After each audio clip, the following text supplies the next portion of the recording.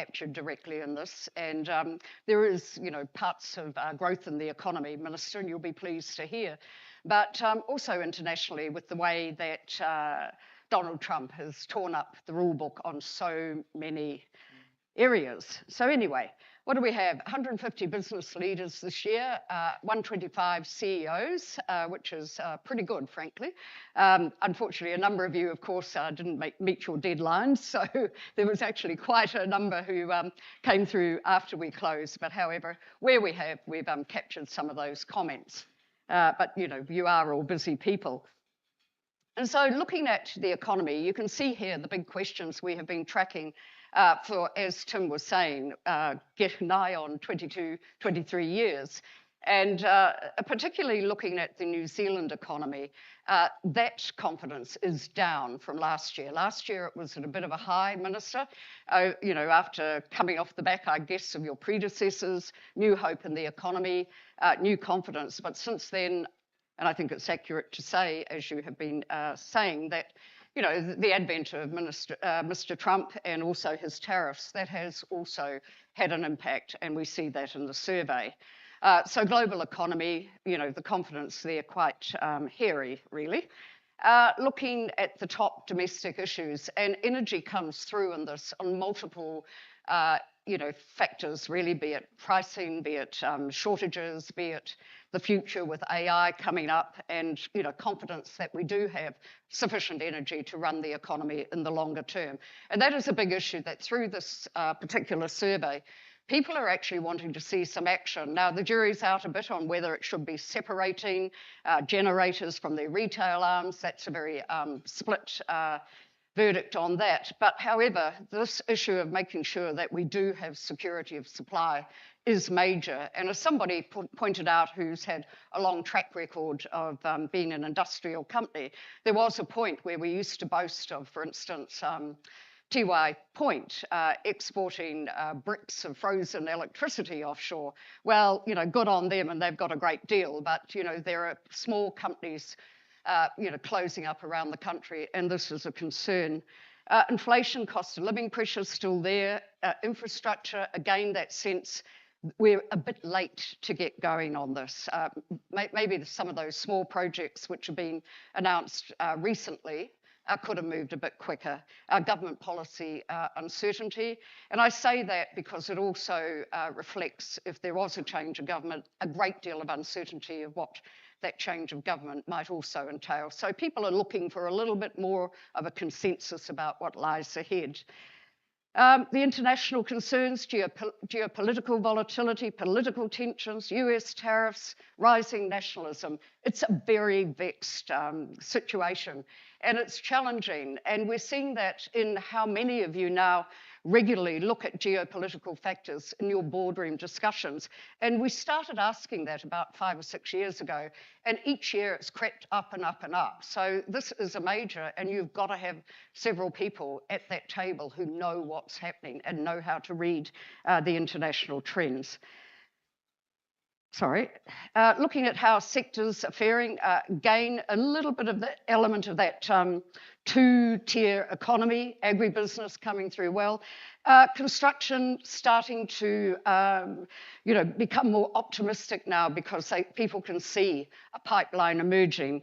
Technology, people know what they're going to be dealing with, grappling with AI, getting technological efficiencies in business. I mean, this is all actually quite powerful stuff. And for the tech heads in the audience, I mean, just go for it, because we're behind the 8 ball when you look at how we are internationally.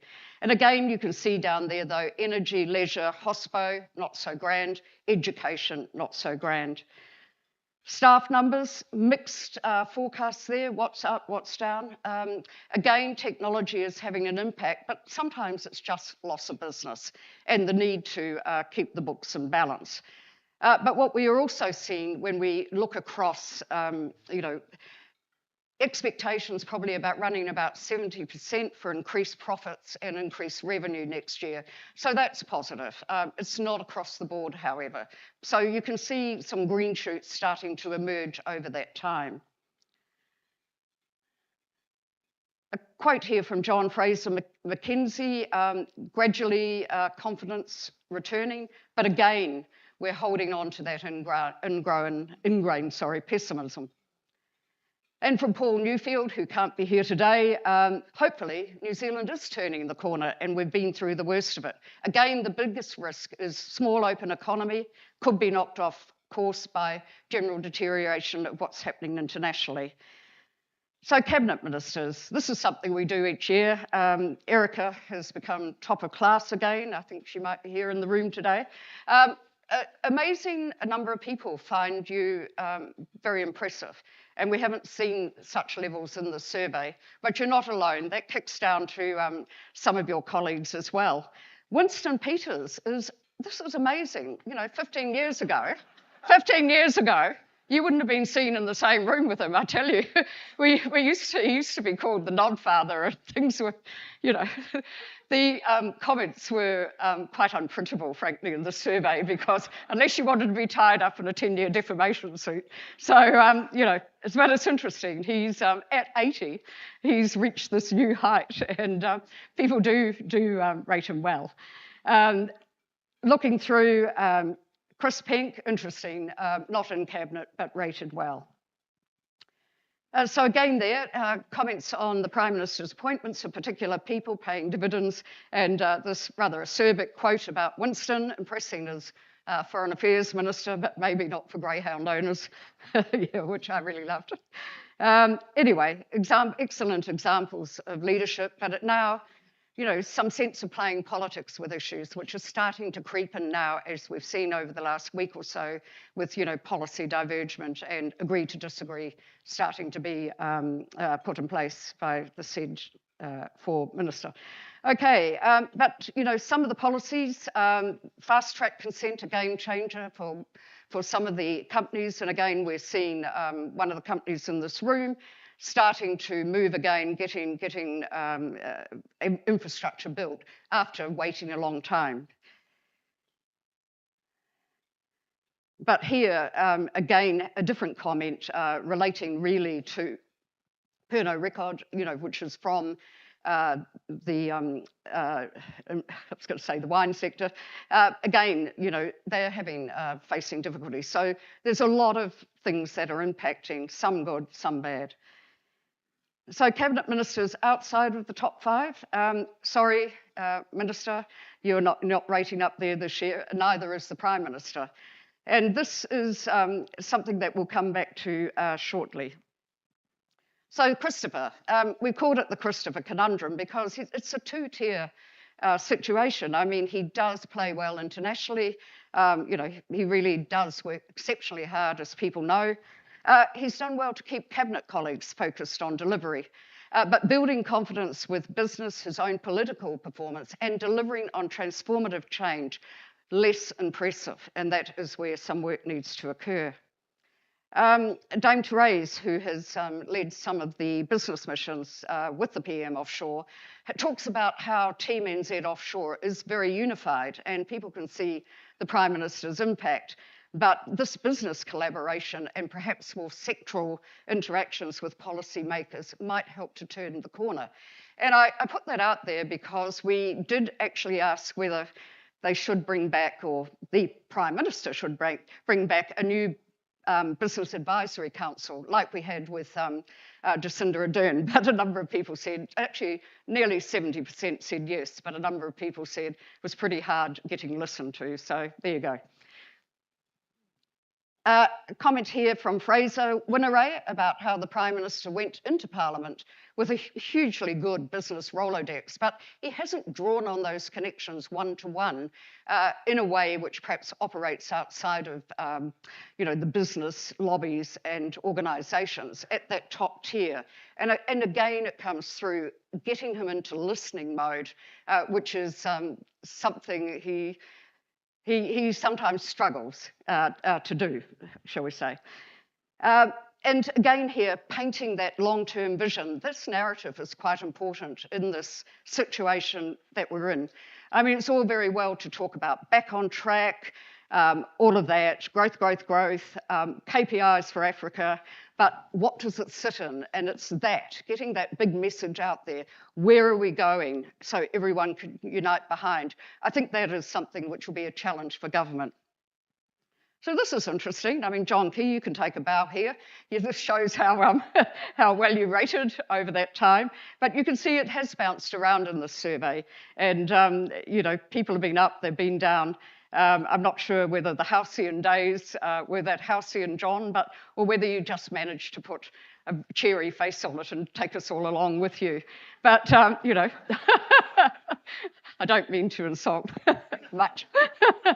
And anyway, with the growth agenda has really only been out in public for quite a short time.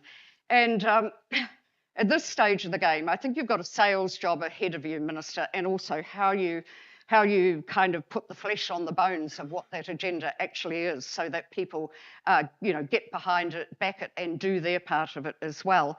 But it's interesting because, you know, those old things like productivity, you know, what are we doing about it? And that's a business thing. I mean, these really do need to come back front of centre. Again, from Roger Partridge, real credit to you, Minister, for putting growth at the centre of the agenda. I mean, in some respects, it's quite risky because people will say, well, where is it? You know, so in the current environment, pretty hard to champion that. But however, you know, this long-term productivity malaise has to be addressed. Again here, from a tech CEO, some very strong pro-growth pillars in the right places. But again, people wanting more speed of execution and consenting. However, you know, this comment here, which is replicated elsewhere, people are concerned about being singled out personally, and that is something which actually takes the tarnish off your brand.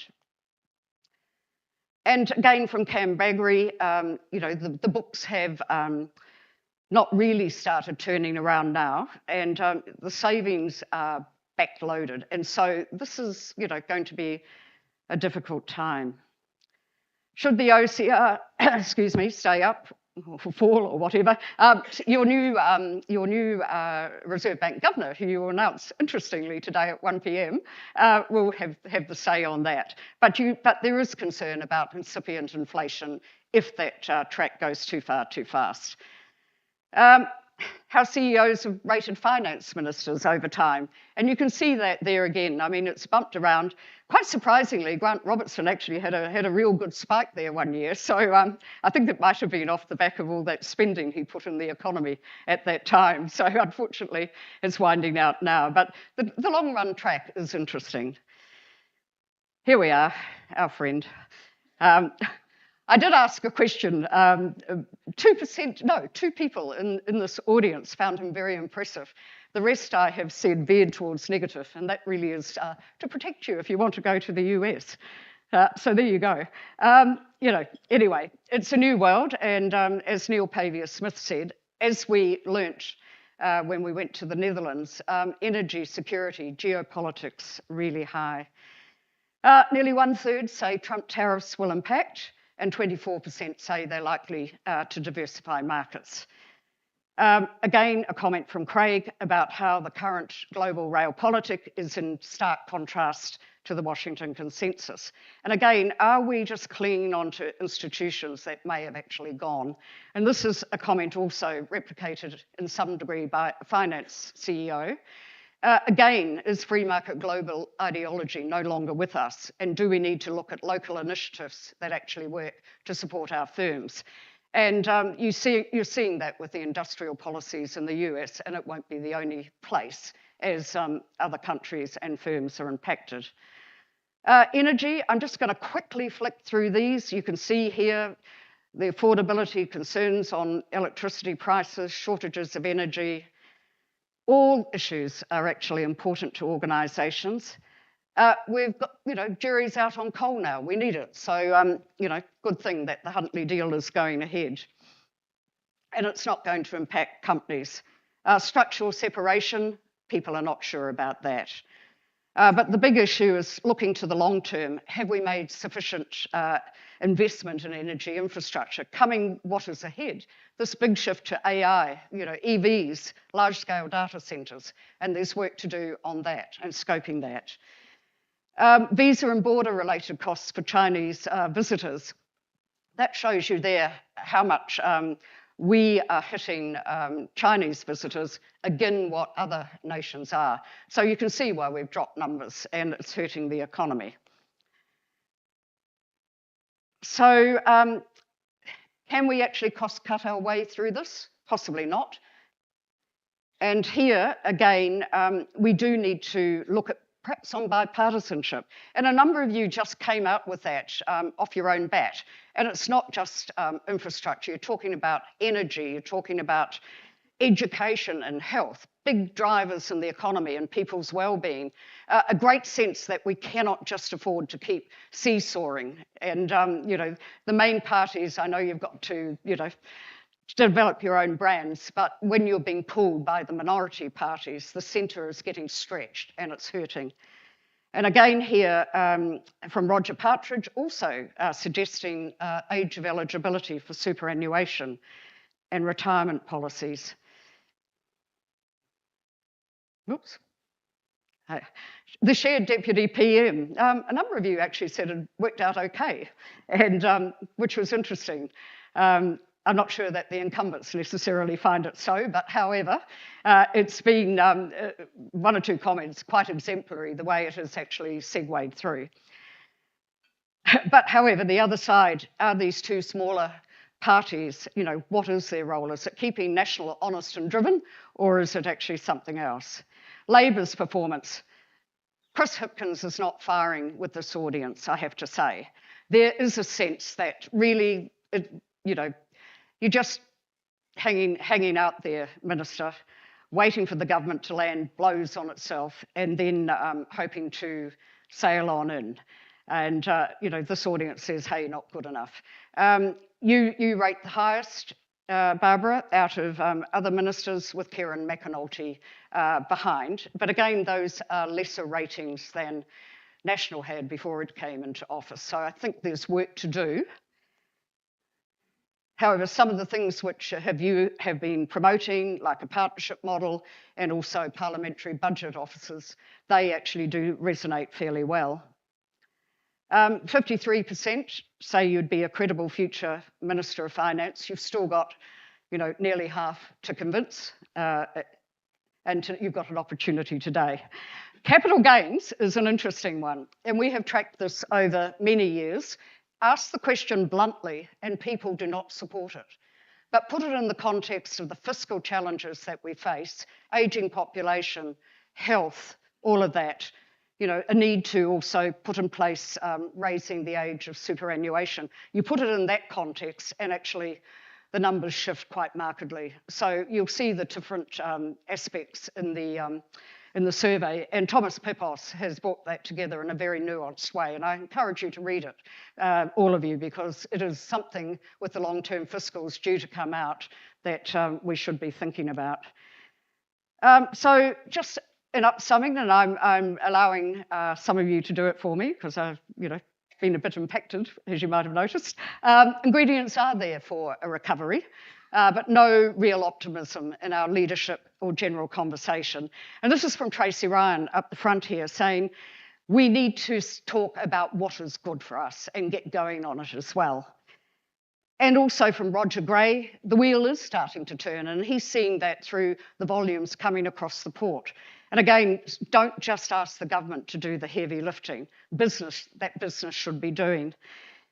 And a final quote from Thomas, test will be next year, and for a majority of voters, those perception will be around or clouded or informed by sound bites. And a number of you gave the media a serve, I might add as well, has been part of that.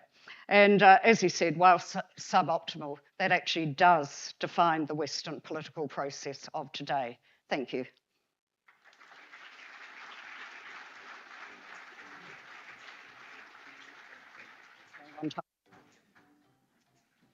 Right, thank you very much, Fran, for taking us through the results. As you can see, Fran has been fully immersed in all of your survey responses over the last few weeks. So I always find when this morning's rolling out, if you see her looking at you knowingly, she probably remembers exactly what it is that you wrote in your survey.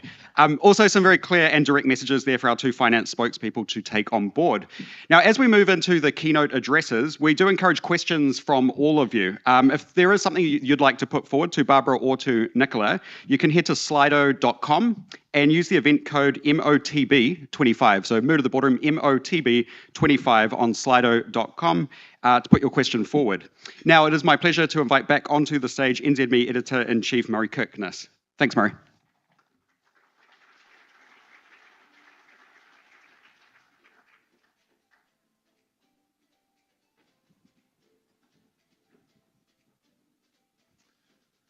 Kia ora and good morning again. Yes, please do use the Slido facility for the Q&As, which are coming up shortly. But I've got plenty, and we'll probably do it as a team and do it my way. So the format this morning is that we will hear from both Nicola and Barbara for 7 minutes each in terms of opening statements. Then we'll move into the Q&A. It'll be a minute per answer. Wonder where I grew up. Per question. We have until about 8:50 for this session. I'm certainly looking forward to it. First up, Minister of Finance and National Deputy Leader Nicola Willis was first elected to Parliament in 2018. Prior to becoming an MP, Nicola held a number of senior management roles at New Zealand dairy cooperative Fonterra. She also served on the boards of Export New Zealand and the policy think tank, the New Zealand Initiative. Her political experience began in advisory roles to Sir John Key, back when he was just John Key, both in opposition and as PM during his first term in government. As well as holding the finance portfolio, Nicola Willis is the Minister for Social Investment and, as we've heard, the Minister for Economic Growth. Economic growth. I think it's fair to say Nicola's had an interesting week.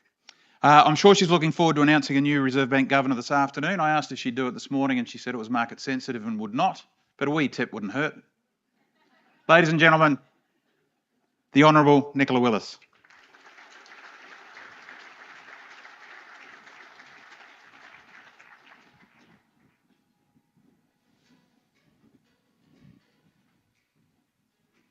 Here. Good morning, everyone. Can I begin by acknowledging Fran O'Sullivan and the powerhouse that is the Mood of the Boardroom. I was a diligent student last night, Fran, and I read it from cover to cover. I even have the highlights to prove it. And can I say, I always read my report cards closely. I've had better ones, and I'm determined that there are better ones ahead.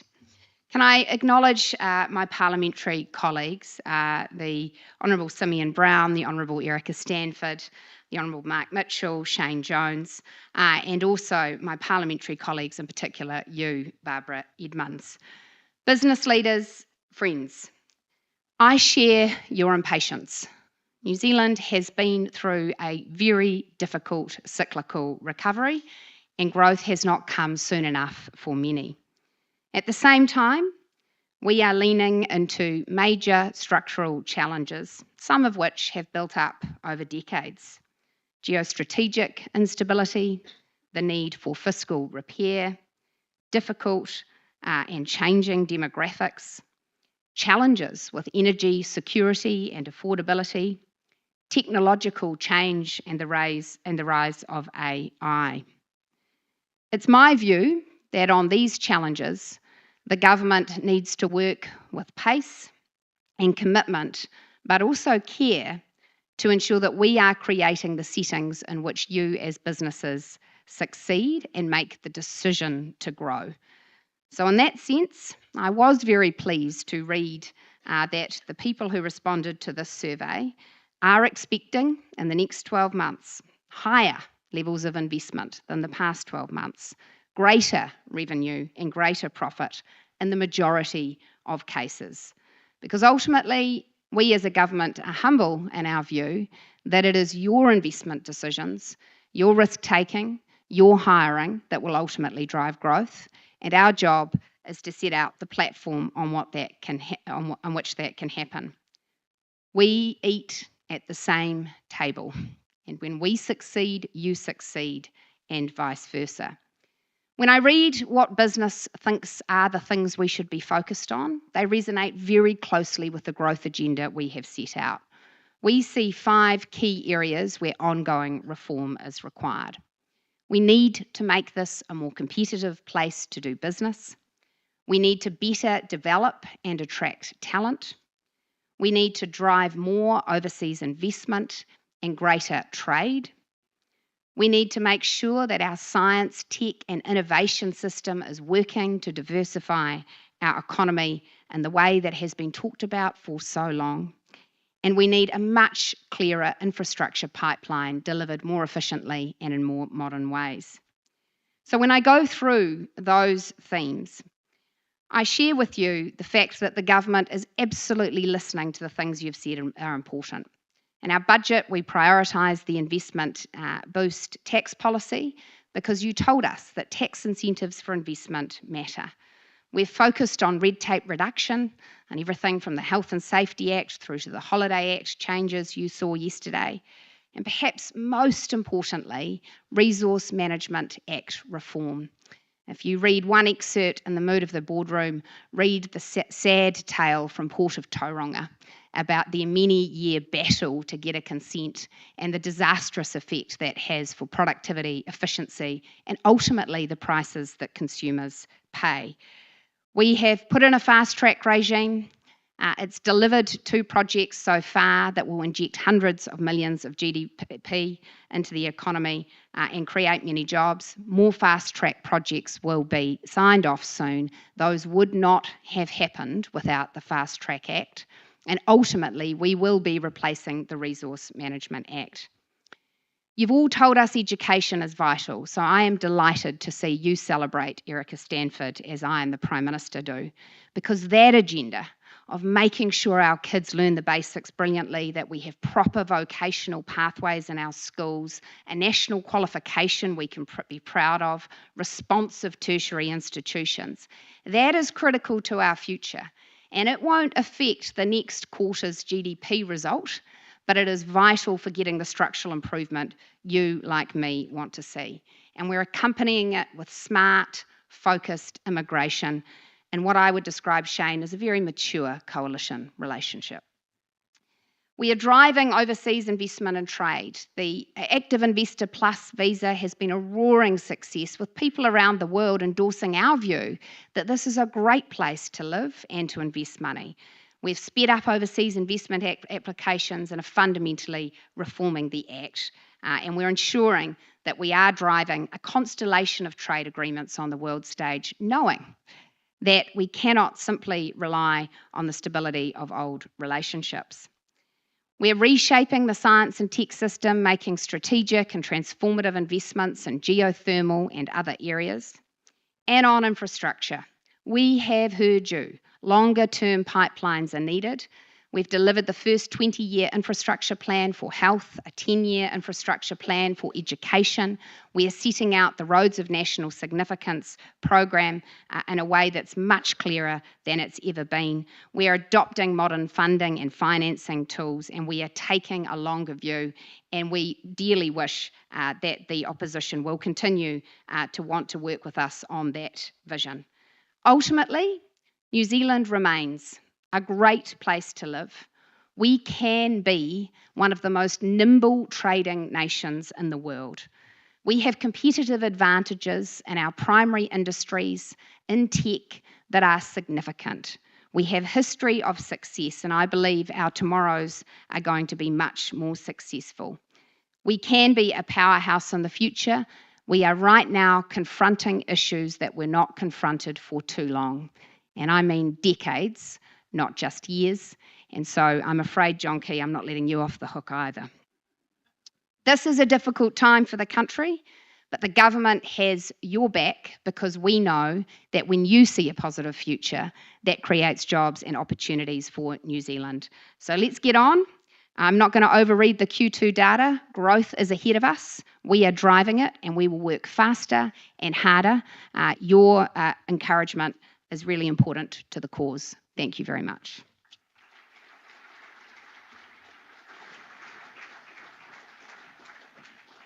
Thank you, Minister. Bang on time. You'd be good in our industry with deadlines like that. Next up, ladies and gentlemen, the Honourable Barbara Edmonds, MP for Mana, entered Parliament in 2020 and rose quickly, becoming a Cabinet Minister during her first term. With Grant Robinson's retirement in February 2024, she was appointed to her current role. She's currently ranked 3rd in the Labor caucus. She's the Labor spokesperson for Finance and Economy, Savings and Investment. Before entering Parliament, Barbara worked for an insurer before taking up a role in the policy unit of the Inland Revenue Department. She was appointed a departmental advisor to National Ministers Michael Woodhouse, who praised her as first class, and to Judith Collins. She also worked on small business and tax relief packages during the COVID pandemic, while an advisor in then Cabinet Minister Stuart Nash's office later took up a role in that office, negotiating with New Zealand First and the Greens, so that Nash's policy papers arrived smoothly to the Cabinet table. I'm sure it did.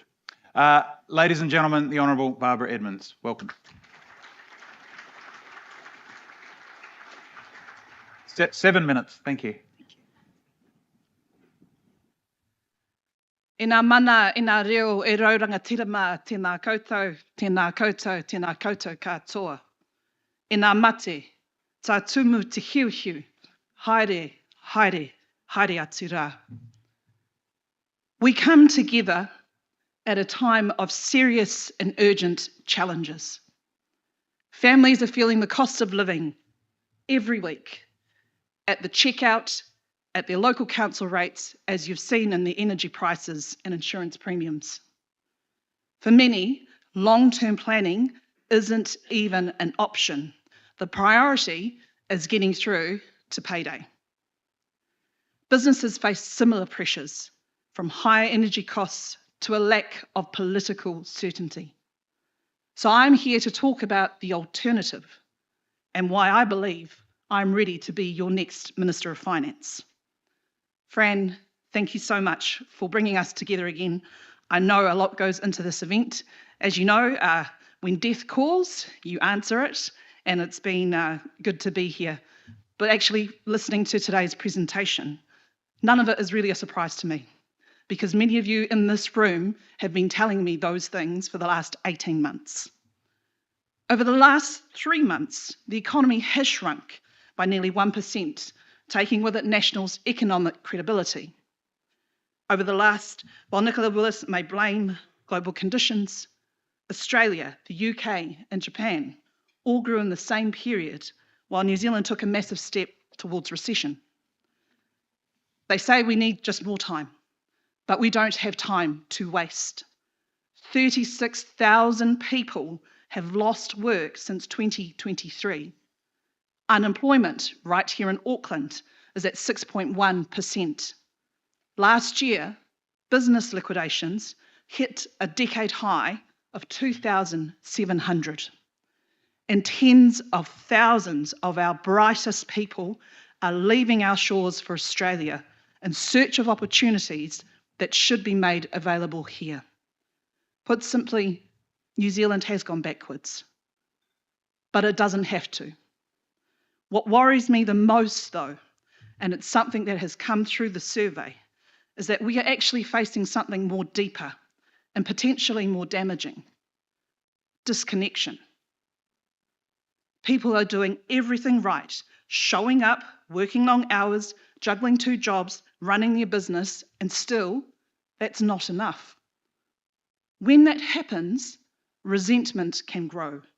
And when people lose hope, they stop imagining a better future. They drift away from their communities, from the institutions, from the clubs, even their democracy. Our job as leaders in this room are to rebuild those connections. So the strongest communities are not found online, but right outside our front doors and in our workplaces. Our purpose goes far beyond the bottom line and the boardroom. It's about creating opportunity that reaches every part of our country. And all of us in this room play an important part in that. Now, let's be honest. The root cause of these challenges is deeper than National's economic mismanagement. I spoke about it in my first speech as the finance spokesperson and here last year in the mood of the boardroom. Productivity.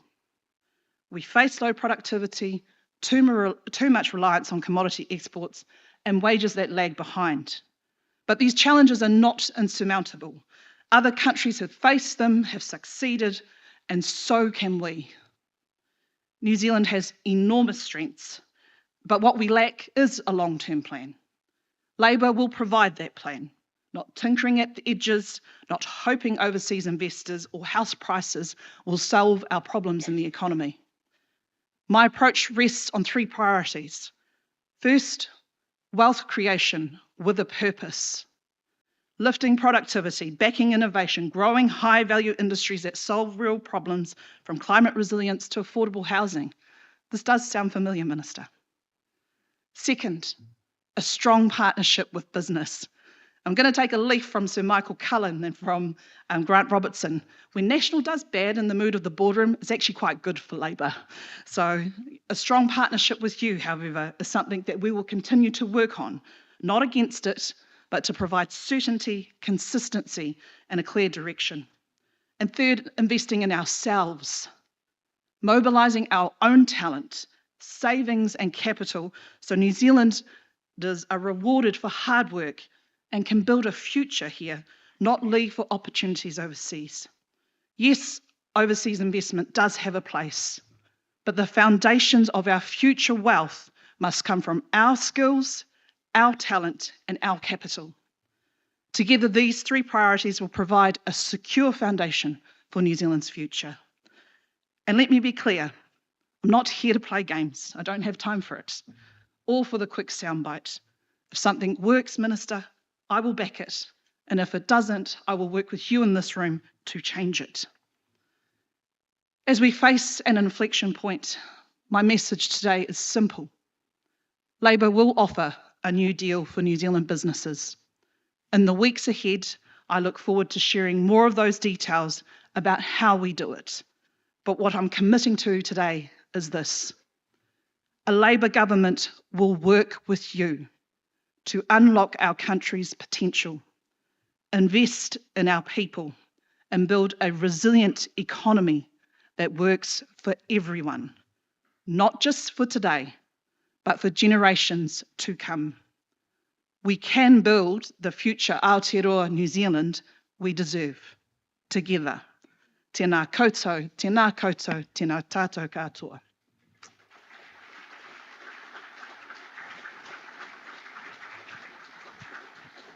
Thank you, Barbara. Please remain on stage, if that's okay. And Minister, if I could ask you to come up.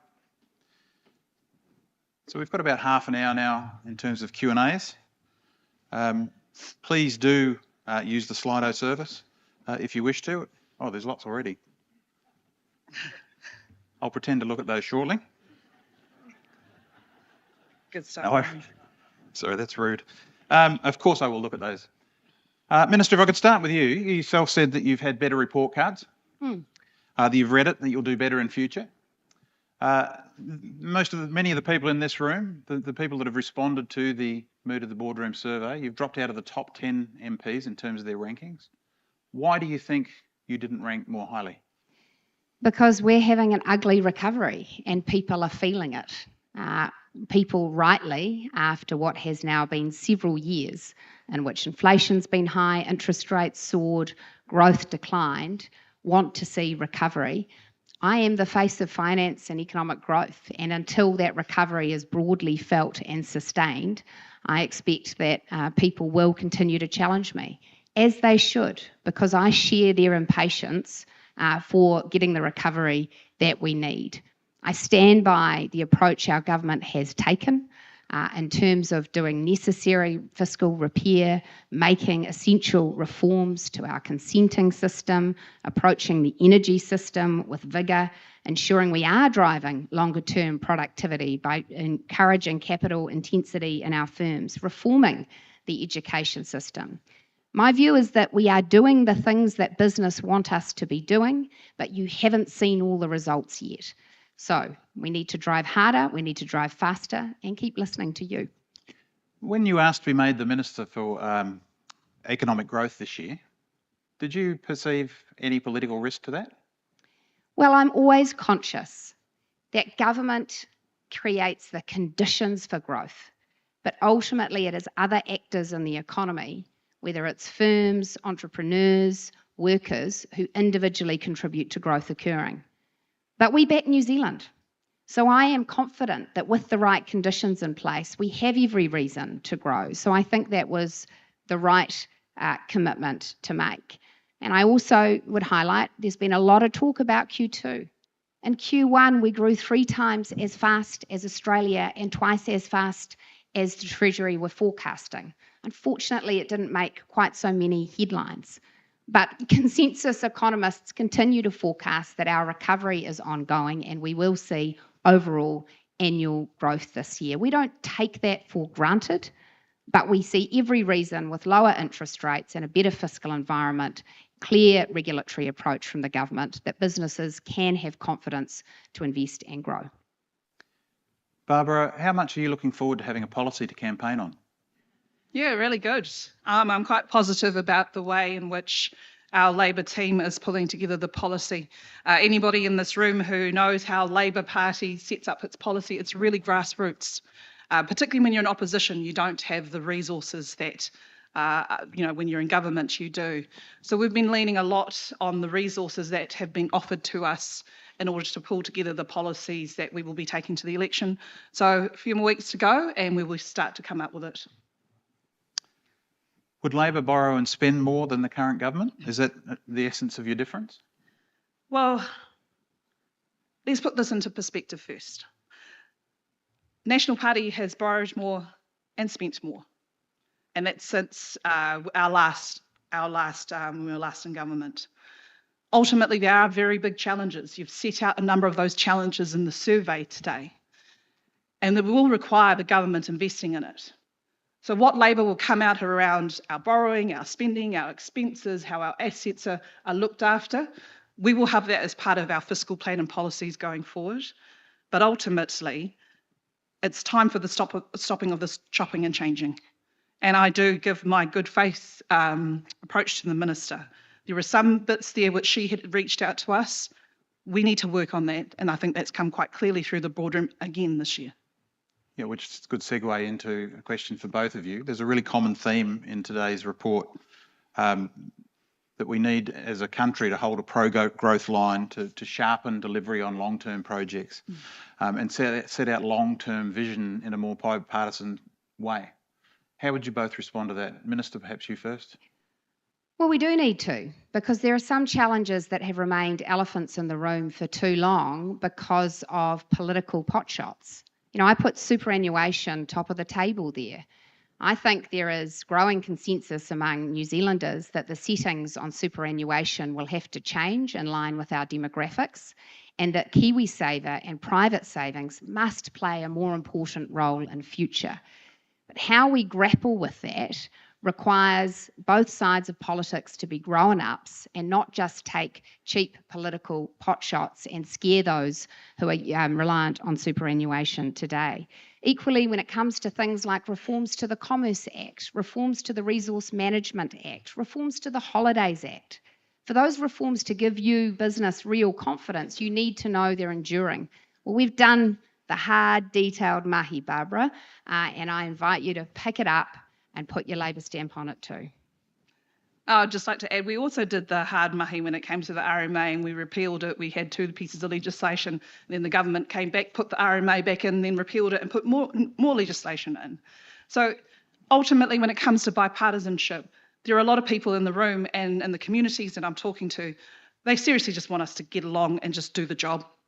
There will be, say, 80-20 that we will agree on. I think the most important thing, which I spoke about in that disconnection piece in my speech, we are the centre, National and Labor together. We are the middle. We have the majority of votes. In order to stop some of perhaps the swinging and the swaying that has come through all governments, we need to find those spaces where we do agree and work together on them. And I don't say that lightly. Minister, you have mentioned superannuation and also KiwiSaver. A question from the floor, as you can see. What is your policy for growing KiwiSaver? Well, I'd just like to remind everyone that in this year's budget, we increased contributions for KiwiSaver starting from 1 April next year, with another increment of increase scheduled for 2 years after that, bringing total contributions to 8% between employers and employees. That signals a very clear direction, which is that we do want to support New Zealanders to be able to invest in KiwiSaver. It's also the case that doing that involves real income sacrifices at a time when the cost of living is top of mind for most. And so that was certainly, I think, a brave political decision to do the right thing despite challenging economic conditions. And as we look to the future, I think KiwiSaver is going to be a source not only of private retirement funds, but actually a source of critical investment into this economy here and creating growth for the future. So I back it and I want to see it get better and better. Barbara? So KiwiSaver is obviously one of Labor's legacy policies through Sir Michael Cullen. So Michael Cullen believed that he had some unfinished business there. And Labor, when we come out with our policies coming into the election, we will have a KiwiSaver policy to announce. Ultimately, I agree with many of the things the Minister has said. But however, the difference is my concern is for those sole traders and for those self-employed. When you cut the government contribution in half, what incentive is for them to enrol in KiwiSaver? Because we know we have over 90% of salary and wage earners in KiwiSaver. It's that self-employed sole trader, which is about 65%. If we really want to use KiwiSaver capital to reinvest into New Zealand, then we need to grow who is in KiwiSaver, and sometimes it will require some incentives to do that. Minister, what will, in a similar question from the floor, I might add, what will success look like for you in terms of growth, both by the end of this year and by next year's election? Well, the problem with stats is they come out several months after the things have occurred. So you won't know whether I've been successful this year until stats have done their updates and undoubtedly their quarterly revisions, which have become a theme. Do you think the stats didn't reflect sort of the more anecdotal evidence and attitudes prevalent throughout New Zealand? No, I think it was clear to everyone in New Zealand in that Q2 period from April.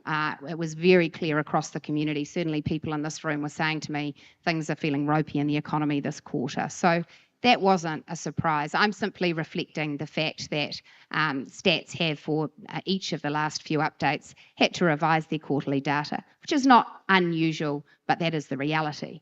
So success is obviously sustained growth. There's a reason why we're on that mission, because I think too many of our political conversations in the past have been about how do we divide that pie we have in more intricate and clever ways. And we really want the focus to be on, but how do we make this a wealthier country? How do we make our firms more productive? How do we encourage more investment, create better paying jobs? And that is a growth conversation. So it is the right conversation to be happening. And, it's not just me being the world's optimist. There are a consensus of economists saying we are still on track to grow this year. But it does require you in this room. And so I am humble about that. We need to give you confidence. And we need you to be driving that growth alongside us. Barbara, ratings agencies Fitch and S&P have been clear they want to see continued fiscal consolidation. Labor has floated increased borrowing. 2 questions. A, is this wise?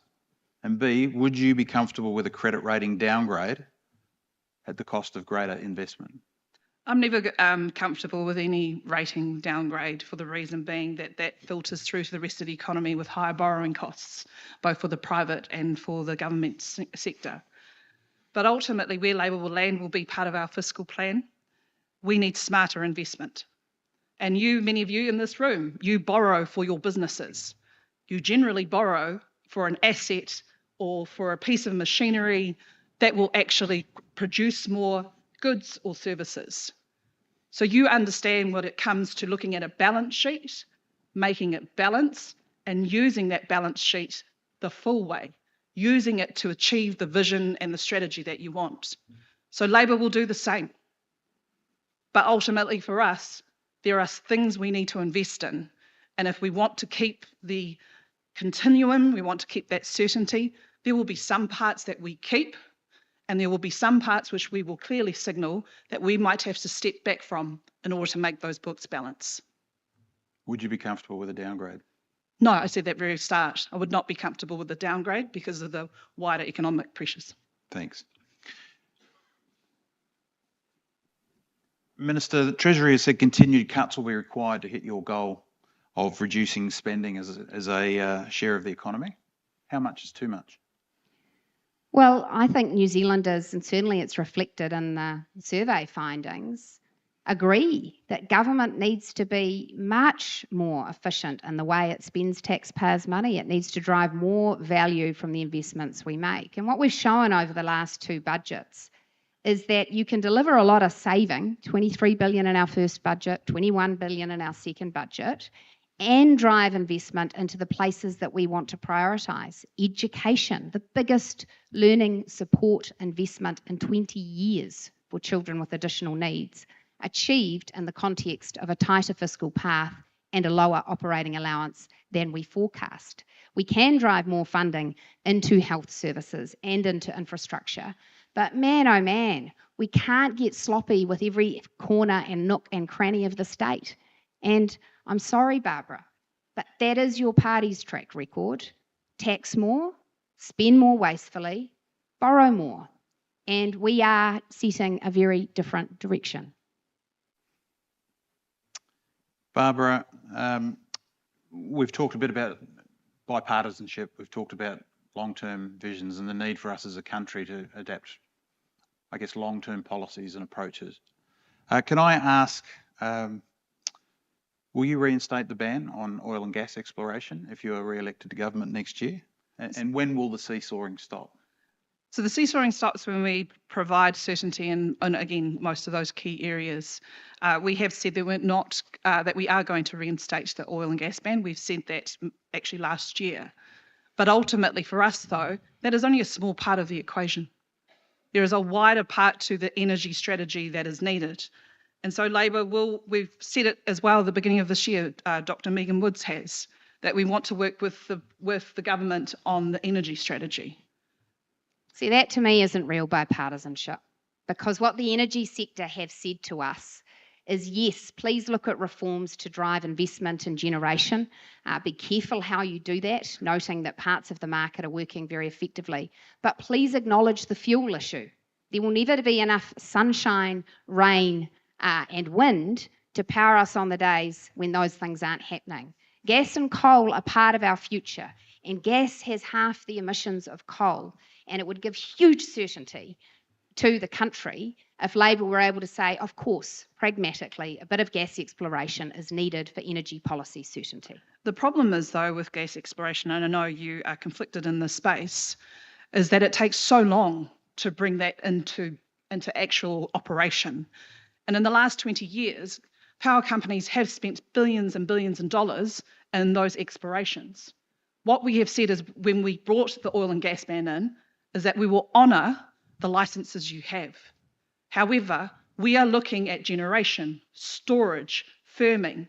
I've spent 2 days with one of our largest gentailers looking at infrastructure in the South Island. There are opportunities there. It just requires some regulation changes. So again, Minister, open for the conversation. We said publicly that we want to work with you. We need to work with you. Yes, there is a small gas shortage, but we also need to look at prioritising who should actually access that. Who should access that? My apologies, but who should access that? So we do want to work together, but that is a small part of a wider problem around what we should be doing competitively. Well, I disagree. Oh, far away. And you know, I have spoken with so many businesses up and down the country who have been viciously affected by the shortage of gas and the electricity spikes that have occurred. And they can see plainly, if the oil and gas ban hadn't been introduced, there would have been enough investment certainty that we would be able to get more gas out of wells right now. Now, that was a bad decision. It would be good if Labor owned it. Obviously, you're not going to. But as we look to the future, you can talk about Lake Onslow type battery solutions as much as you like. But actually what that did was hold back investment in many types of generation. And it's also the fact that that won't deliver quickly enough. So we actually do need thermal capacity. The Huntley Agreement is a good one, but gas and coal are going to be part of our future, and no amount of climate change signalling will change that if we want affordable energy, which is critical to the growth of an economy. If we want advanced manufacturing, if we want productivity in our regions, we need affordable energy, and you can't get that without gas and coal. And we don't deny there needs to be a place for gas. However, the time for it to actually come into pipeline is a long time. So we need to still look at other solutions to ensure that we are actually firming up the energy that we need. What solutions are you talking about? So I'm talking to retailers, I am talking to the Energy Retailers Association, to different energy companies. They are telling me in confidence, and because of competitive reasons, as to what they believe should happen, and Labor will come out with our energy policy. Is that Labor or Green parties driving that? No, this is Labor. So, unlike the National Party likes to swing on either side, this is Labor. We have obligations. We have international obligations that we need to deal with. If you're saying today that we don't need to deal with them, then that's for you. We do need to. And imagine if we were getting half as many emissions out of Huntley because we were able to use gas. Barbara, oil and gas is one example. Gang patches is another that you have talked about. What is one or more measures from the coalition government that you don't particularly like but won't change? Don't particularly like and don't change. Well, won't change, yes. Won't change. So you've mentioned that you won't repeal the gang patch legislation, for instance. You've previously said Won't that. repeal it. Yeah. So what else do you not like, but that will you not change if you were to be elected? That's actually a hard question, though. That's what I'm here for. And to be fair, just last week we had an example where we supported the government's changes to Family Boost because it had failed to get the outreach that it needed. So you do see elements of support from Labor, even though we don't support the Family Boost policy itself because we think it's administratively heavy, and also it's not reaching everybody that it should do. If you had an ECE 20 hours free policy, we put our money on the table last week and we supported the Minister's bill.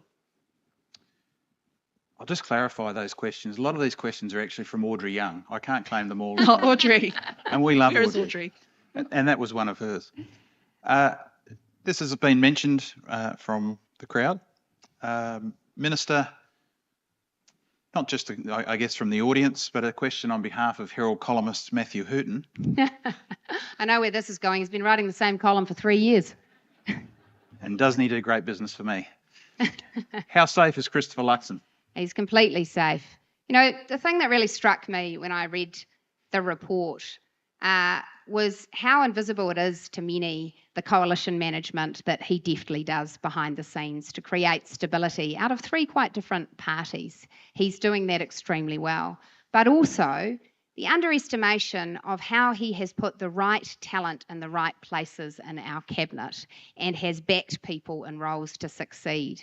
He is a leader that empowers people and drives success. And I think if you were to speak to Erica or Simeon or Mitch today, they would say to you that a large part of their success is down to the Prime Minister's backing and support. Obviously, there's been a lot of chatter. Today's Mood of the Boardroom survey in terms of both yourself and Christopher Luxon falling out of the top 10. That's only likely to increase that chatter about change. I don't think so. I respect the 150 people in this room deeply, but you are not broadly representative of the 5 million people we serve. Do you want to be Prime Minister? No. Never? No. I'm doing Are you ruling out a run for Prime Minister? I'm not running for Prime Minister. I'm not asking that. Yeah, no. How many different ways do I need to say it? Are people with me? I think I've been quite clear, and I'll tell you why. Because my belief for anyone coming into politics, I get asked advice about entering politics all the time, and I say, look, don't go with a role in mind, because there's a lot of luck and timing involved. Go with a sense of purpose and what you want to achieve for the country. And I'm in a role where I can, together with my colleagues, achieve a huge amount for the country. And success for me is that this is a long-term government, because we can't get it done in a term, team. And if you throw it up and put the other guys in charge, that puts the country at risk. I've lost count of the number of talented New Zealanders who will tell me that they will leave if we don't get our act together and win with a stonking victory. They've already left. And so I tell you that purpose for me, that mission is the mission, which is to be an excellent finance minister, to support our Prime Minister and Cabinet to make the change this country needs. Barbara, it's been reported that you have no ambition to be the Prime Minister either. Is that still the case? Still the case. Nobody wants to be the Prime Minister.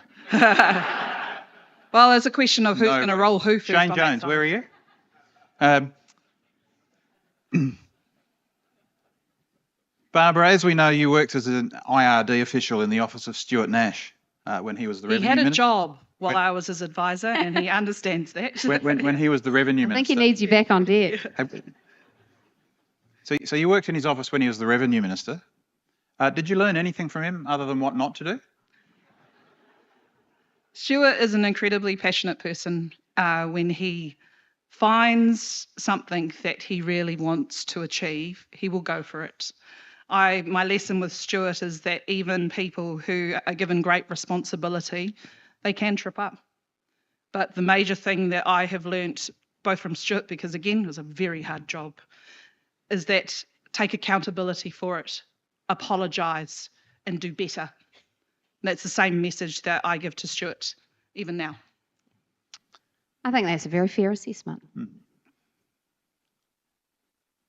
Barbara, Thomas Coughlin, the Herald political editor, has suggested Labor's debating having a minimalist capital gains tax. And we heard from Fran in terms of the approach or the response from this room that when asked bluntly, we push back. When put in context, there is some support. National has destroyed all other CGT policies put forward by Labor. Is luck on your side this time? There's nothing about luck when it comes to politics. And to Thomas Pipos, again, you probably have one of the most experienced practitioners who's writing on this as part of the mood of the boardroom. Very small story. Thomas, I was scared of you, by the way. As a young graduate at IRD, your reputation preceded you. But ultimately, where Labor goes with our tax policy, we will announce it with good time because we know New Zealand needs certainty. The other thing I can commit to is that when we win and we bring in a tax policy, we will go through the generic tax policy process, which I believe, and I've said in my maiden speech, should be the standard for most government policies where you can do it. That means there is a consultation phase, a very specific consultation phase with many of the practitioners here in this room and outside of this room. And that's because tax is hard and it's complex. There are unintended consequences, so you need to work through them carefully. And what will Chloe Swarbrick have to say about all of that? Because I tell you, the thing that could put our economic recovery at significant risk is uncertainty about our tax settings on capital and on investment. And I find it very hard to believe that you won't open the door very wide, given the Greens have said that that is their essential mission and purpose for government. A hoard of billions of dollars of additional taxes, wealth taxes, CGT. And so I think the risk that you run on your tax policy is you can claim it's as narrow as possible, but Chloe and Marama will open the door wide open. See, the difference between this government and the next Labor government is we will be the leaders.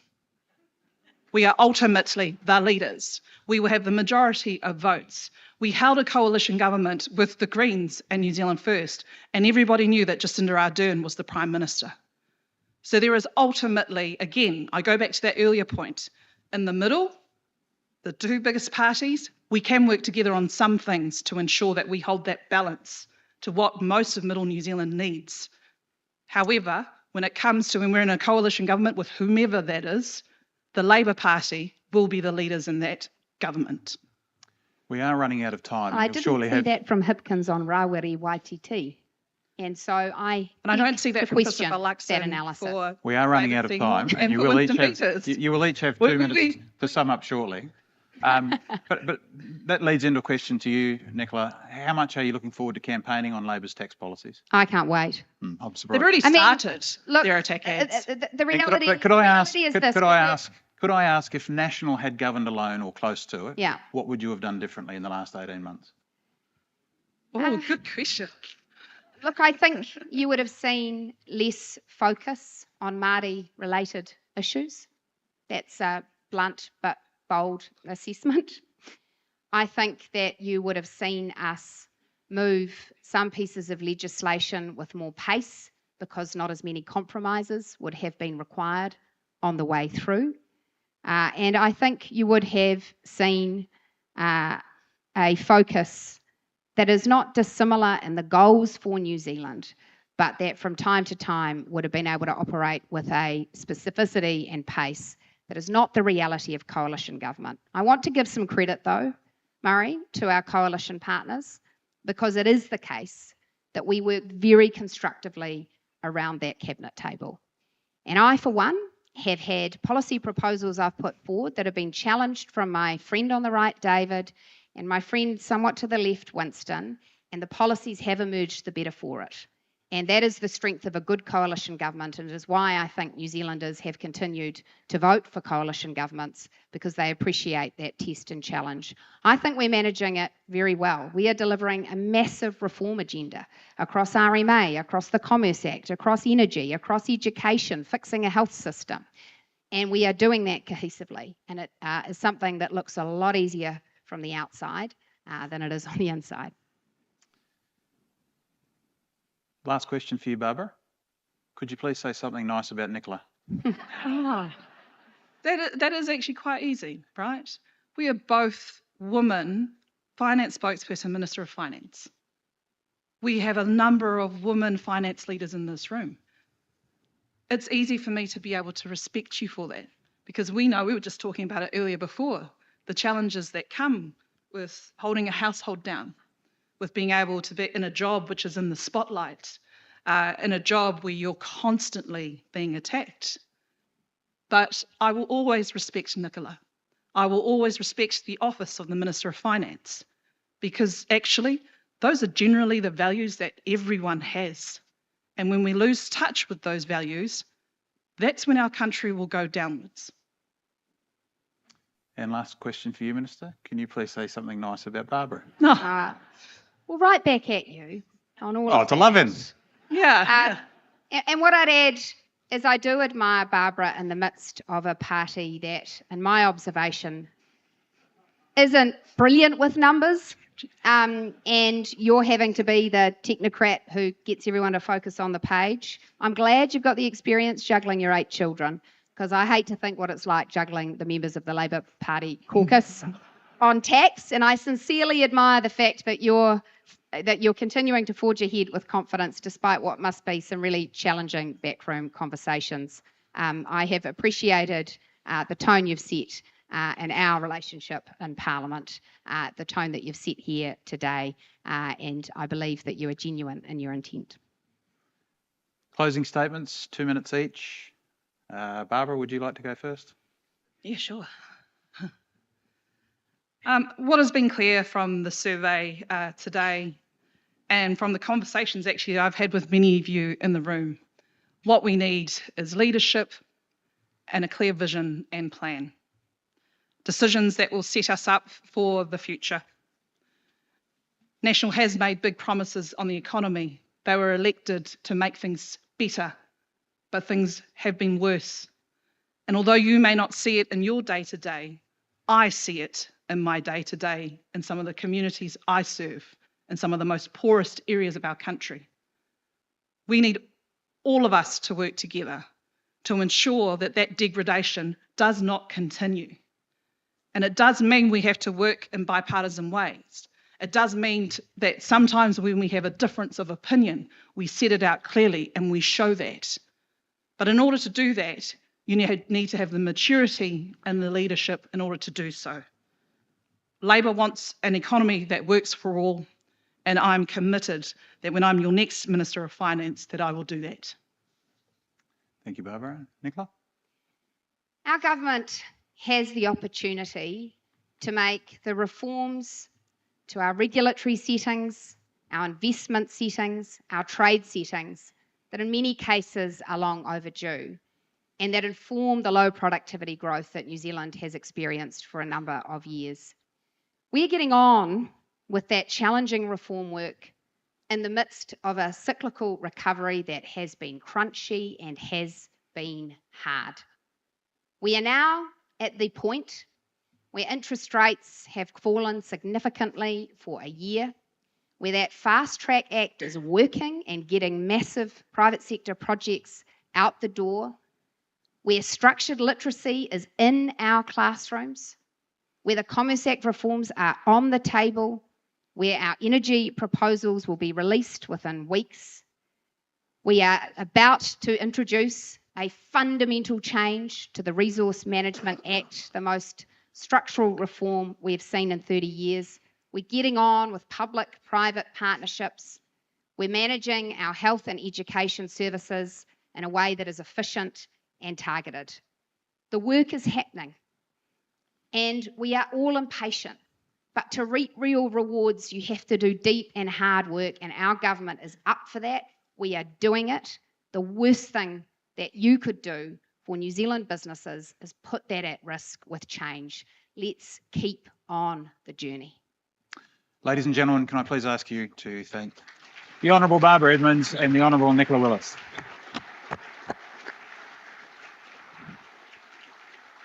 I'll call now back to the stage Tim McCready.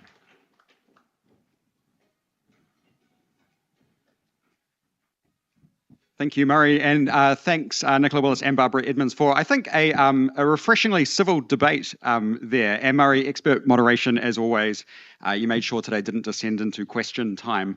To close us out this morning, can you please join me in welcoming Westpac New Zealand Chief Executive Catherine McGrath to deliver the vote of thanks.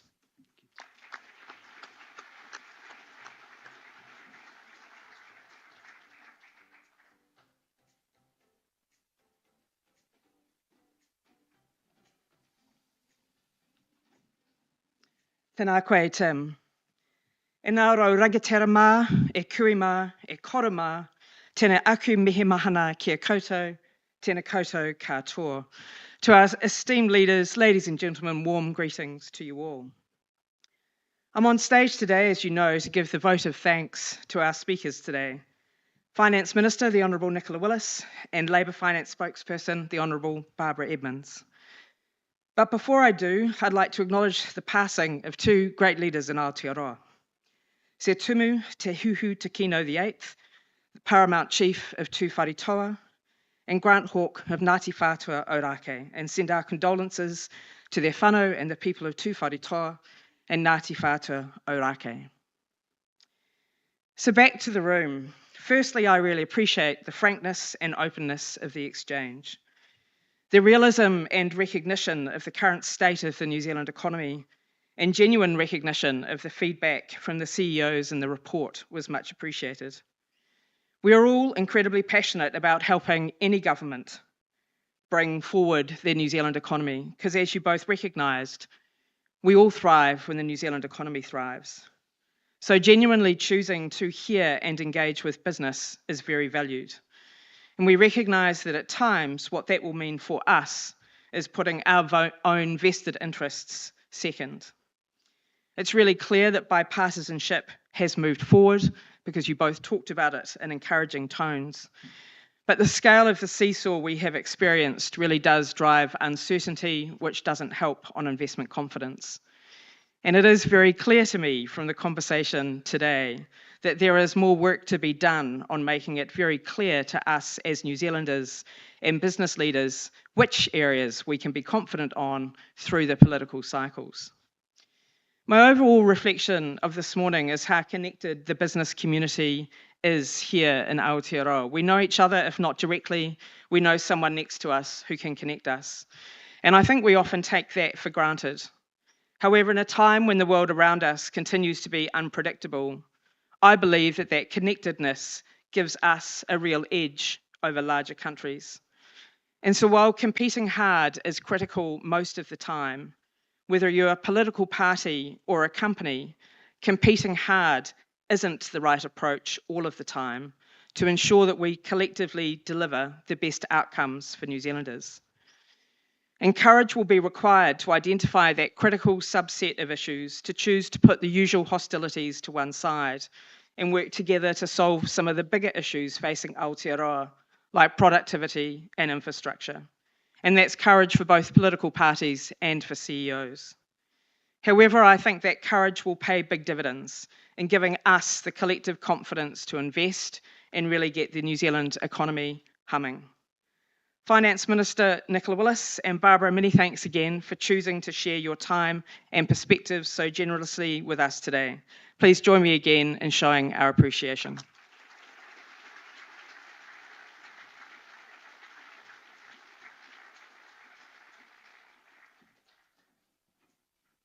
Great, thank you, Catherine. Very well said. And that brings this year's Mood of the Boardroom to a close. Can I just say a big thank you again to everyone who did complete this year's survey. I know that it does take some time, but your involvement is hugely appreciated. Thanks also to everyone who helped bring the report and today's event together, particularly event director Katie Riddell and of course Fran O'Sullivan and Murray Kirkness.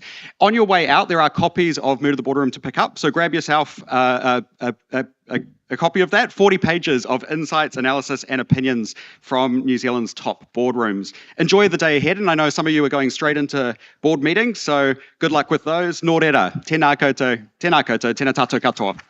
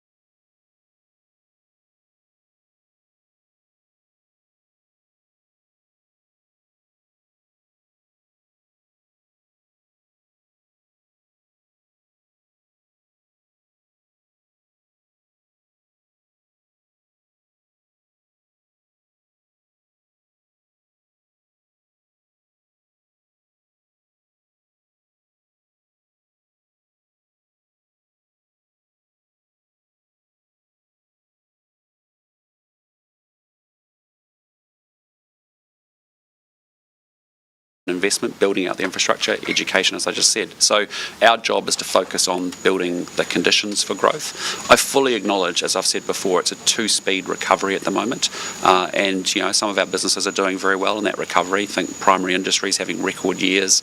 Go down to Christchurch, the South Island, Hawke's Bay, where we're seeing huge growth and people benefiting from the benefits of growth. Farmer confidence at an all-time high. But equally, as I've been saying, if you're based here in Auckland and Wellington, it's been a much more challenging time. We need to get the recovery coming through. It will come through, but it's just a frustration for everybody that it's not coming as fast as it needs to. Some of these business leaders are saying you're a poor listener and you don't take constructive feedback well. How do you take that feedback? Well, look, I have a lot of engagements with business leaders. I've obviously come from, as a CEO of a corporate background, and I understand, that there are, I try and listen to those views as best as I possibly can. But my job as Prime Minister of New Zealand is to create the conditions for growth and to actually think about the 5 million people that are in this country, not just the 150 that are filling in the survey. Is it time for a new economic strategy? Well, I think we need to probably keep working at communicating our economic strategy. It's pretty simple. We're here to build the best small country on earth. The way that we do that economically is we've got to lift the living standards of all New Zealanders.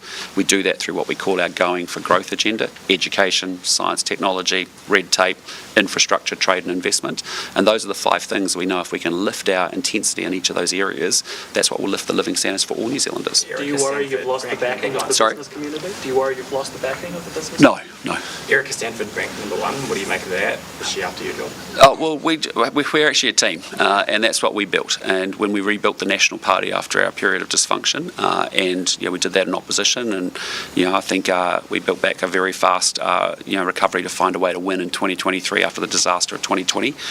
We decided we were going to play as a team, and that means we put my job as the Prime Minister and as the leader of the team is to make sure I've got the right people in the right positions on the team at the right time with enough clarity and support to go off and do the tasks they need to do. So, I'm very proud of the national ministers that I think are all performing exceptionally well.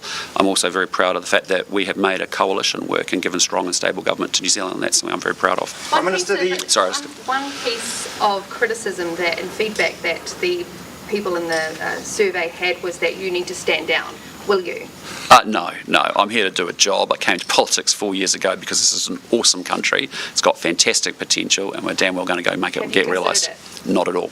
Prime Minister, the Aviation Industry Association has suggested there might need to be more independent oversight of Airways New Zealand, and I think both the other ministers have heard about this story. Do you have confidence in James Young as Chief Executive of Airways New Zealand, and do you think the public should have confidence in him after the information that was provided to RNZ about the software fault turned out? Well, look, I'm going to let let Simeon talk to it as state-owned enterprise. Yeah, look, there's our expectation is very clear. There needs to be a full audit on what happened and review of what happened during that incident, and also their communications post the incident, because quite clearly their communications was lacking, and they need to be fully transparent about that. So that's the expectation we've set very clearly of Airways. How confident are you that they will follow? Oh, absolutely, very confident that that's what they will do. Clearly there was an incident that took place. Passengers were impacted, and that obviously has a reputation on the work that Airways does. Our expectation my expectation as shareholding minister is that they go through a full review process, learn from that, and fix from their mistakes, but also their communication approach post the incident and during the incidents was clearly lacking, and they need to fix that. How confident are you? How confident can New Zealanders be that long term I think our air traffic control infrastructure is up to scratch? Look, I think very confident. I think Airways by and large does a great job. These incidents do happen from time to time. Our expectation is that they address those issues and fix them, learn from them, and also focus on their communications, which were clearly lacking and inadequate during that incident. Prime Minister, have you had a chance to watch Donald Trump's speech at the United Nations? I saw clips of it this morning very early. What do you make of it? Look, it's not language that we would use. I think there is, we believe very strongly in the international rules-based system. Part of that is working in a multilateral way with other countries. Bodies like the UN are very important, but I also agree that the UN needs serious reform, and that's something that we've talked about for a long time here in New Zealand as well. And would you like to comment on Auckland Council's vote on housing intensification today? Is that something that's on your radar? There's a lot on my radar today. That is certainly one of the issues, but it's one of many. But again, what we're trying to do there is to make sure that we can get houses built in this country, and ultimately those are decisions for Auckland Council to work their way through. Prime Minister Tory Whanau says she might run for the Green Party, have a tilt at Parliament. If Tory Whanau was to join the Green Party, what sort of difference would that make to the Green Party? Would it improve them, make them a better party, and even make them a party you might work with? Well, I won't comment on. She's free to do what she wishes to do, but I just say, I think the alternative scenario of a Labour Party and Chris Hipkins sitting around a cabinet table with a Marama Davidson and a Chloe Swarbrick and a Rawari and a Debbie is a recipe for more spending, more taxes, more borrowing, and you've heard that very strongly from all three parties. And I just think that is not the prescription that New Zealand needs as we dig ourselves out of a very challenging, recession, and we're making great progress. We have the right economic plan when we need to now follow this through and get this job done for New Zealanders. Prime Minister, on surcharges, 36 industry and business associations have signed an open letter calling for the ban to be dropped. What's your reaction to that? Would you reconsider the ban? No. We're a country that doesn't have a culture of tipping or surcharges. If you travel around the world, you'll often see that. Lots of below the line, charges that then get loaded up onto prices. We want to see maximum transparency. I think the thing that's got a little bit lost is that the Commerce Commission has mandated the card companies to lower their fees to business owners. We just want, and we know there has been some inconsistent and overcharging and recovery of surcharges. So all we want to do is just look, we've got a value set in New Zealand, which is we have very transparent pricing. We don't want to see a growth in surcharges and other add-ons. We want to be able to say that the price you see is the price you're going to pay, and I think that's just the New Zealand way. It's not the way around in other countries around the world. So we're going to make sure those effective changes come in with the Commerce Commission, I think December the 1st, and obviously then we're carrying on our work as we come out of Select Committee to try and implement the ban on surcharges as quickly as possible. Prime Minister, why will it take the Education Ministry 10 years to update its payroll system to comply with the new reforms that came out the other day? Those would be questions to direct to Education. I think there are things that the Ministry of Education is doing has really step changed on. I was very pleased to announce we've got $413 million, I think, of new investment coming in to actually upgrade the property stock. Simeon announced $100 million for our medical and hospital infrastructure around the country as well to get the renewal and the maintenance activity done, which of course creates opportunities for our tradies as well. So, if I think about the way the property portfolio has been managed in education, it's been really, fantastic. Cost of a classroom by using standardised models and off-site modular building, has almost halved. And of course, with that same amount of money, we can now provide double the amount of classrooms. And so, there are some really good things that the Ministry of Education has been doing, and I just direct that to them. Prime Minister, what do you make of the current tourist levy? Do you think it's too high and too low? Some of the cruise ship operators who've just arriving this week are still complaining about that particular levy that went up from $35 to $100 last year. Yeah, look, I think there'll be lots of people arguing it's a challenge or it's not a challenge. You've got to remember there's a world out there of 8 billion people, and when you see probably 40 million Americans have New Zealand on their bucket list of places they want to visit, and maybe in a good year we get up to 300,000 of them actually coming.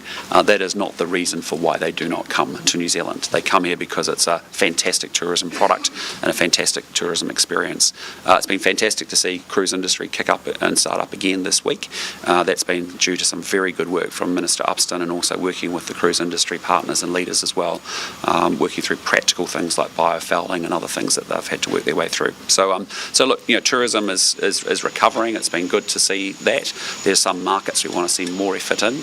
A big part of that again is the government investment in major events so that we can get more tourists here, spending more of their money in bars, hospitals and other attractions. Wouldn't a bed tax help to get more events in Auckland? Some people suggest it would. Well, again, when we're spending $70 million, we've got probably half the population in Greater Auckland.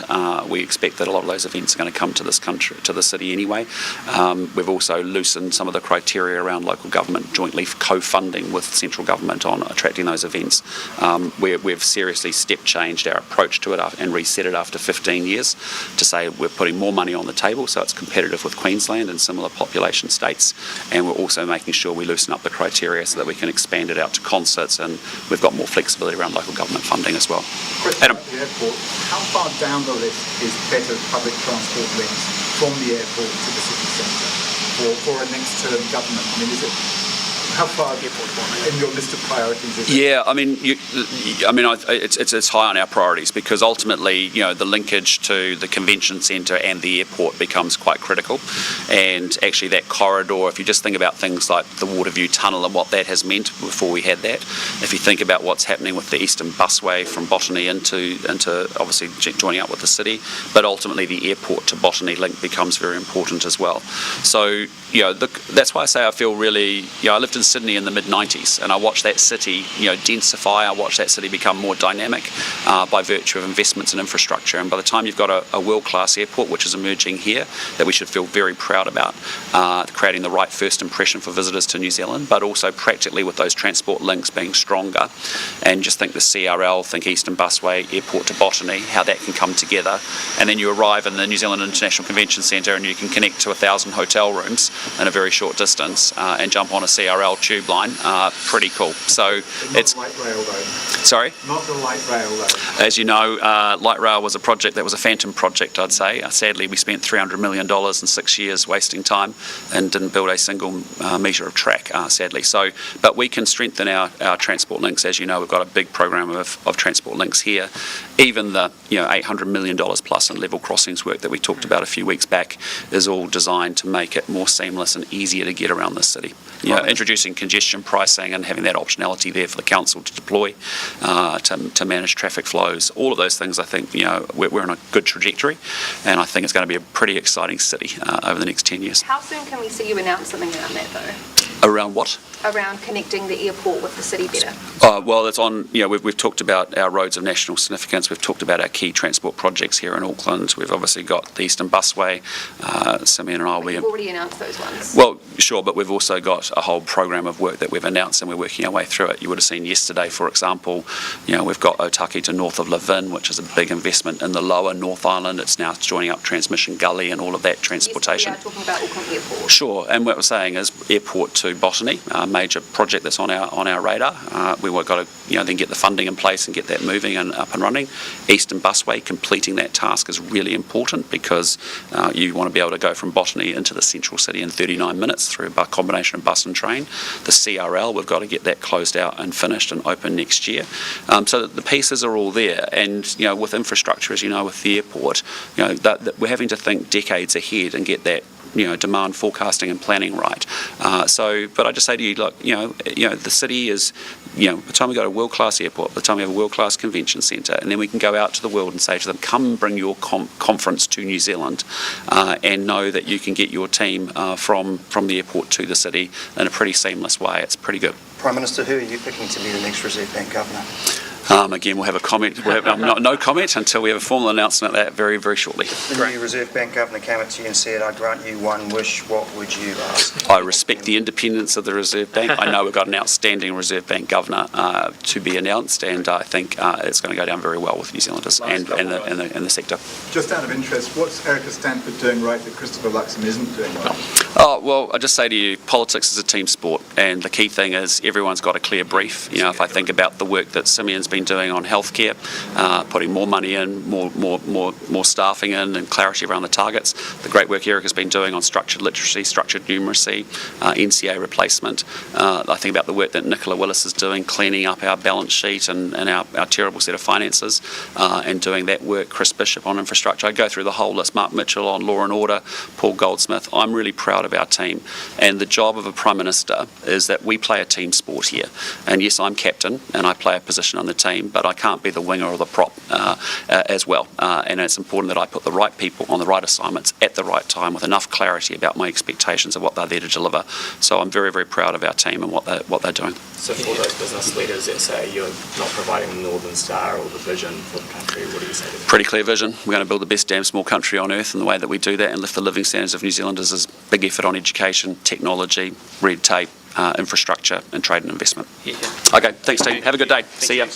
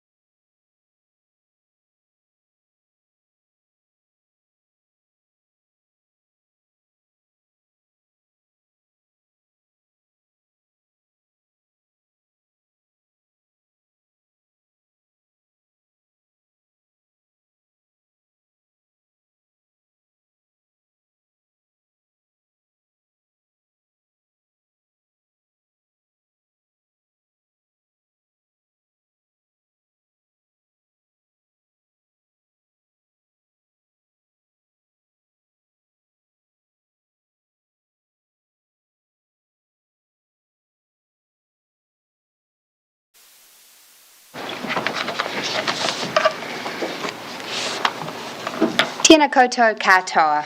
Welcome everybody and thank you for coming.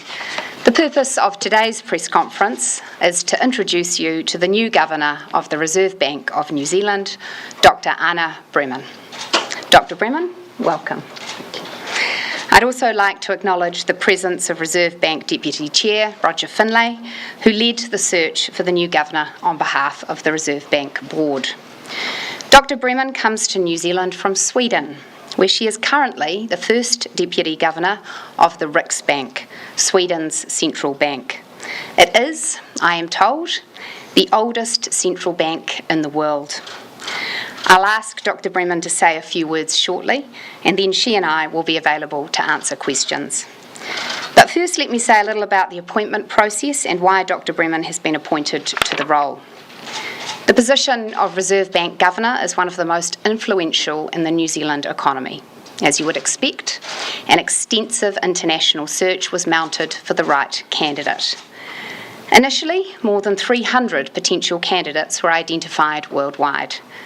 The core criteria against which candidates were assessed were enterprise leadership, technical credentials, stakeholder engagement experience, personal resilience, and cultural capability.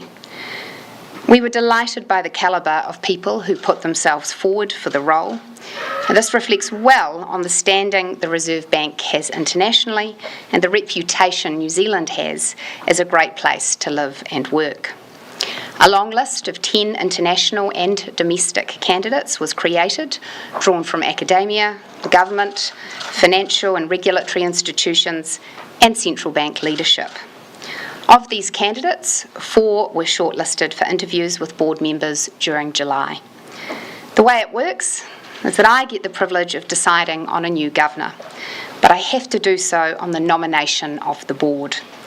I was delighted by the board's nomination. Dr. Bremen brings to the role an impressive blend of technical expertise and organisational leadership experience. She holds a PhD in economics from the Stockholm School of Economics and has previously been Group Chief Economist at Swedbank, a leading Swedish commercial bank. She has also worked at the Swedish Ministry of Finance, the World Bank, and as an academic economist in the United States. Her appointment is for 5 years, and she starts on the 1st of December. I know New Zealanders will join me in welcoming Dr. Bremen and her family to New Zealand, and we look forward to showing her how much our country has to offer. I'm personally delighted that she is coming to New Zealand, and I very much look forward to working with her. I also want to thank Christian Hawkesby, who has done an admirable job of filling in as Governor since the 8th of April. Mr. Hawkesby will finish up at the Reserve Bank once Dr. Bremen starts. In the meantime, he has generously undertaken to support the incoming Governor with her transition into the role, and we thank him for this. I wish Dr. Hawkesby, Mr. Hawkesby, all the very best for the future. Dr. Bremen, I'll now hand over to you to make your first remarks to New Zealand, and then we'll take questions. Thank you, Minister. Kia ora, everyone. Let me start by saying that I'm deeply honoured to be appointed Governor of the Reserve Bank of New Zealand. I also feel privileged to be welcomed to this country. I'm married, I have 2 teenage daughters, and we're all looking forward to moving here together later this year. The hospitality of New Zealanders is well known, but I'm still overwhelmed by the warmth and kindness that I've been shown during my time here. The past few years have been tough for central banks, for all central banks. After the COVID pandemic and after Russia's illegal invasion of Ukraine, inflation surged. We have all been reminded of how harmful and hurtful high inflation is to households and firms, to our economies. Now, inflation is lower, but the global environment is still challenging. We are facing geopolitical tensions and trade tension that weigh on the New Zealand economy, as well as on many other economies. Today, I will not comment on current monetary policy, but I'd like to make some general comments on the role of the Reserve Bank. The Reserve Bank is an excellent institution. It's known globally for being the first to adopt inflation targeting, but it's also known for its highly skilled staff. Staff are dedicated, they are loyal. They know how important the institution is to the New Zealand economy. And they work hard to achieve the mandate set out in the Reserve Bank Act. The Reserve Bank should, and it will remain, a source of strength and stability for the New Zealand economy. And together with the board and with staff, we will achieve this by focusing on our core mandate. There are three main areas of responsibility for the Reserve Bank.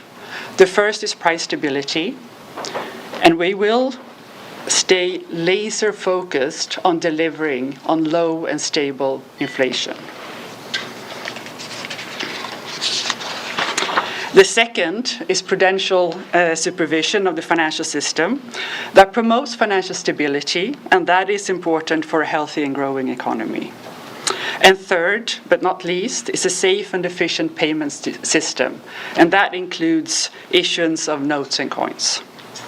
So a key component to build trust and credibility for the Reserve Bank is transparency and openness.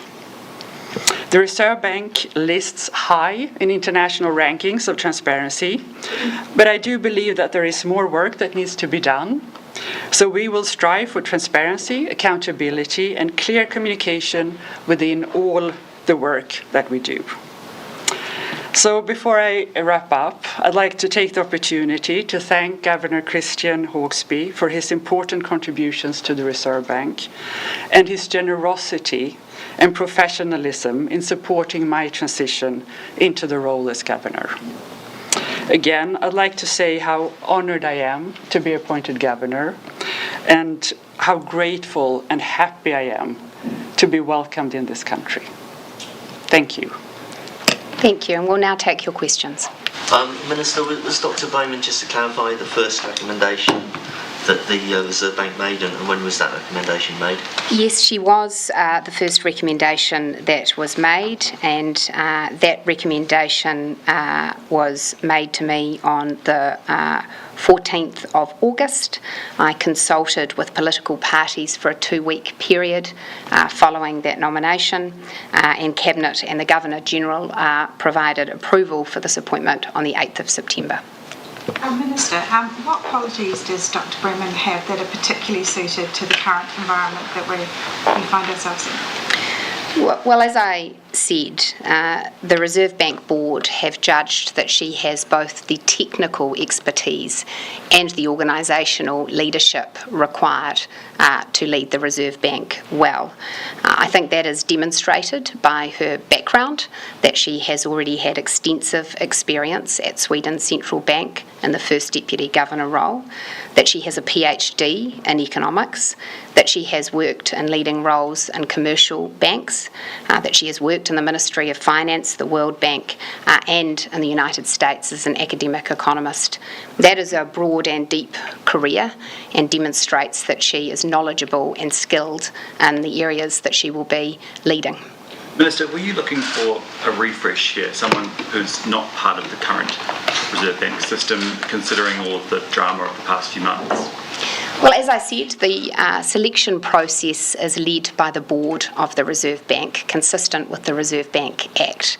And they were clear about the criteria which they were assessing candidates against, which included both that organisational leadership, the technical credentials, engaging with stakeholders, personal resilience and cultural capability.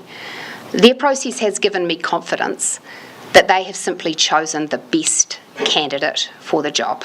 Given Christian Hawkesby's departure, though, is it your view that a clean slate is the best? Well, I think that Christian Hawkesby has done an admirable job in the role of Governor, and this is simply a reflection of the fact that Dr. Bremen has been judged to be the best candidate for the role. What significance is attached to the fact that she is the first female Governor in New Zealand? Well, Dr. Bremen and I discussed this likely question yesterday.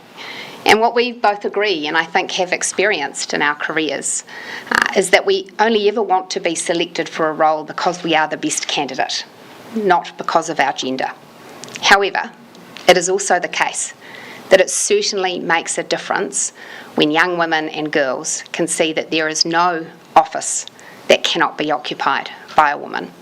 And I am glad that my daughters will be raised in a time where they can see that the Governor of the Reserve Bank can be a man or a woman. Dr. Bremen, you'll be aware of the scandal that's engulfed the bank over the last few months and its leadership. Do you think you'll be able to provide stability to the central bank going forward? That will be my primary focus going forward. I will be looking forward, and I will make sure that staff feel that we're now on a good path going forward. And how do you see your communication style? How are you going to communicate with New Zealanders about what is often quite a complicated and tricky set of policies? Well, there are two things. First of all, I will try to make myself available. I will travel the country, try to meet with people from all different kinds of businesses, regular households, students, and I will also try to ensure that more people from the Reserve Bank is out to meet households all around the country. I have extensive experience of communicating monetary policy, and I feel very comfortable doing so. Dr. Bremen, you talked about price stability. Do you think inflation should be the sole mandate of a central bank, or do you think there's a place for employment? Well, the Reserve Bank Act is very clear. Price stability is the primary target, but to achieve price stability, we have to consider how the economy is evolving. So we will follow the Reserve Bank Act, and we will focus on ensuring that we deliver low and stable inflation. Dr. Bremen, the last, you noted in your remarks that the last few years have been tough ones for central banks. How important do you think it is, in both in general and in your new job, that ensuring and reassuring the public that the central bank has it under control, that inflation is not going to get out of hand again, kind of rebuilding that public trust? How important is that? I think it is extremely important, and that's why I stress transparency and openness. And that's also why I want to ensure that the Reserve Bank is communicating effectively and going out into the communities and meeting with people. Because people need to understand what we are doing, not just monetary policy, but also the other things that we are doing. But it is very important to be present and available, and that's what we aim to do. And what specifically attracted you to uprooting your life and your family and moving down to the other end of the world? Well, as I said, the Reserve Bank is an excellent institution. It's a full-service central bank. It has highly skilled staff, and the people of New Zealand and this country, it is a good place to be. Dr. Bremen, for people who who may be hearing your name for the first time today, they might see you as a bit of an outsider to this job. What kind of confidence would you give in them that they can trust you? That's a good question, and I'm aware that I'm coming from the outside and I'm new to this country. I do hope that they look at my credentials. I worked in the central bank when it's been a tough time with COVID, high inflation, the war in Ukraine, and we'd handled all those challenges. And I do believe that when they get to know me, they will see that I have the best interest of New Zealand and their economy. That's my primary focus. Dr. Bremen, a lot of people in this country will be looking to the Reserve Bank as a way of improving the economic situation. It's been a tough few years. Are you up for that challenge? Yes. And what can you bring to this role that can give people that confidence? Well, I do bring a number of years of experience doing exactly that. I worked in the field of macroeconomics over the past 15 years now. I do have a PhD, and I have a proven track record, so I hope that they will see that. Dr. Bremen, do you believe central banks should ever deliberately engineer a recession? Can you repeat that question? Didn't quite hear the last part. Do you think central banks should ever deliberately engineer a recession? The former Reserve Bank Governor, Adrian Orr, was quite open about that's what the Reserve Bank was doing in 2022. I think that you should focus on delivering low and stable inflation. I think a situation that we've seen in some countries where you manage to deliver on that without hurting the economy too much is very good if we can make it happen. But the key focus has to be on low and stable inflation, because you will not get strong growth or good employment levels without, in the long run, also having, in the medium term, I need to stress that, having low and stable inflation. Minister, can I please ask, the Taxpayers Union put out a press release saying that you're burying bad news with this announcement today. Do you have any comment on that? Oh, well, that's mischief. I will share with you candidly that we had intended to make this announcement on Wednesday last week, but Dr. Bremen has allowed me to share with you that she fell ill, and so we had to postpone her arrival to New Zealand, and this was the earliest possible occasion on which we could make this announcement. It is not the case that this has been engineered in any way, and of course Treasury determined the timing of their release of their fiscal statements. I'd also just note that actually I believe it's in our government's interests to highlight the fact that New Zealand has long-term fiscal challenges. That underscores the importance of the work we've been doing to balance the books and bring discipline back to spending. Minister, was Christian Hawkesby on the final list of 10 names? And as far as looking overseas, how significant is that in this situation? I mean, was the talent pool in New Zealand not strong enough? Well, look, I believe Christian has already outed himself as a candidate. Beyond that, I will respect the privacy of people who applied for the role. When people apply for these sorts of jobs, it's important that that privacy is maintained. I've also been informed that in terms of the number of people who applied for the role formally, that there were 11 candidates who formally submitted an application. 3 were domestic and 8 international. Minister, the bank will need to review the OCR twice before you take up the role, Dr. Brennan. Have you got sort of any advice for the Monetary Policy Committee about how they approach those decisions ahead of your appointment? I think there's been a suggestion from one bank economist that they might have a tendency to be a bit cautious, I guess, ahead of a new governor coming in. As I said before, in terms of current monetary policy, I do not want to comment before I take office, but I will be available for questions at that time. And so the criteria of cultural capability, can you be a bit more specific about what gives you confidence that Dr. Bremen satisfies that, and exactly how you look to judge that, whether that's culture within the bank itself or New Zealand culture more broadly? I might ask Roger to address that in more detail, as it was a criteria that the board assessed. But what I would share from my experience and my engagements with Dr. Bremen is that she has a very good sense of what New Zealand history looks like, the challenges that we are facing, our political context, our monetary policy context, and all of that is critical to being able to deliver her role well. And it is significant in any leadership role in an economy that people understand that history, the way that previous decisions have been taken, and all of that informs the role. And I've been impressed in my engagements with Dr. Bremen by how much of that she has absorbed already. What is your understanding of New Zealand's history, Dr. Bremen? Well, I think that it would be wrong of me to try to give you an overview of that currently. So when I'm here and when I'm in the office, let me give a number of speeches where I can talk about, the cultural history of New Zealand and how that fits in and how that has affected economic development. On your communication style, you're saying you're wanting to get out into the community and really talk to people. So you're going to be holding street corner meetings, or what does that Well, you gave me a good idea there. No, I think for the Reserve Bank to be out, I think we will have planned meetings. But I'm very keen to listen and to learn about the country, of course. But I think it's very important to meet with people. So does that look like, community-wide meetings that Reserve Bank officials are leading, or what kind of? Let us get back to that when I'm in the office. But I have a lot of experience traveling around, my native country to meet with people, to meet with households, businesses. I'm not saying there will be a certain format. I'm just saying that I'm keen to meet people. Minister, do you intend... a little bit about your familiarity with the New Zealand economy? It's obviously a small, slightly idiosyncratic economy. Often Reserve Bank governors have been locals because they have local knowledge. Can you just talk about your familiarity with the economy and how you're learning about it? Well, so I do feel that I'm familiar with the economy. I've read a lot, and I'm looking forward to learning even more, of course, meeting with staff and meeting with people.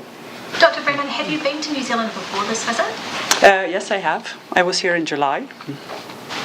Minister, do you intend to renegotiate the policy targets agreement, or will the current one stand? The current one stands. It's only Labour who are wanting higher inflation.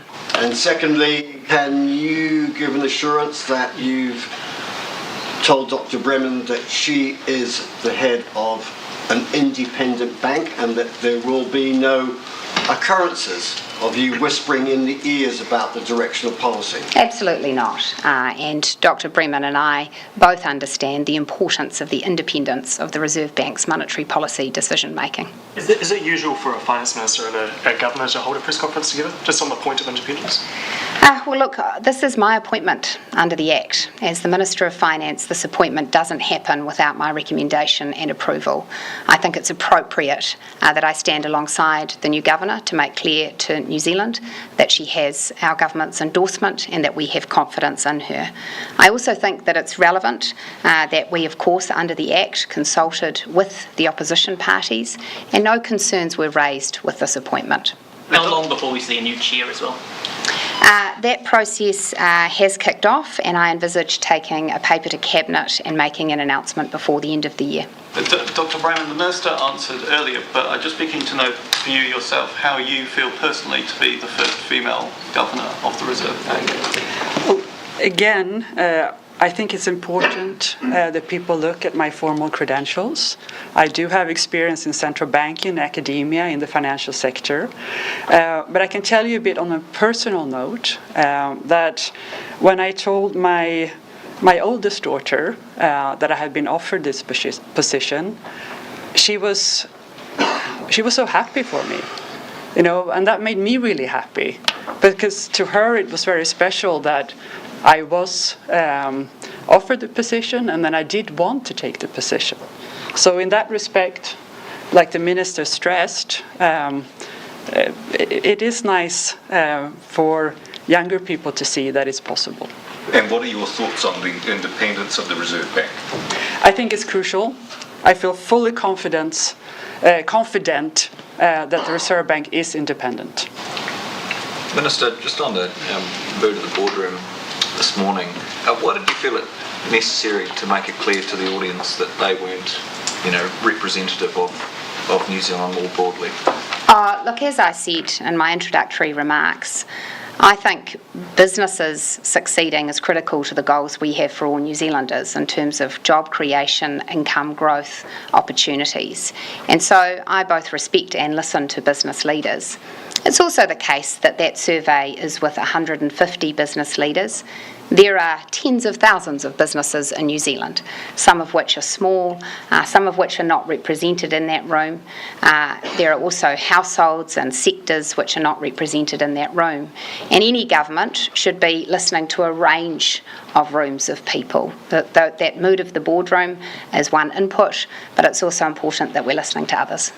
Some of those businesses, or those chief executives and those business leaders will argue that they employ and interact with thousands and thousands of people from across, different areas of society, and could argue that they do touch in certain areas. So absolutely, and I think that's why I listen to what they have to say, why I take their feedback and perspectives very seriously.